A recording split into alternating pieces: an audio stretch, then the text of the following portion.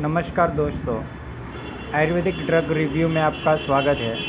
मैं आज आपको आयुर्वेदिक कफ सिरप के बारे में बताऊंगा, जिसमें से मेरे पास है ओपिन cough syrup, Kashamrit cough syrup, चिल एसएफ और दिव्य योग की स्वासारी प्रवाही।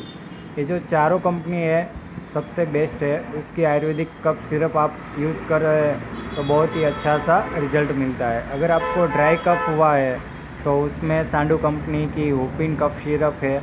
उसके साथ में आप जिल सिरप है जो शुगर फ्री है, उसका कॉम्बिनेशन करके दोनों सिरप एक साथ 2-2 चम्मच तीनों टाइम लीजिए, या फिर 1-1 चम्मच तीनों टाइम लीजिए।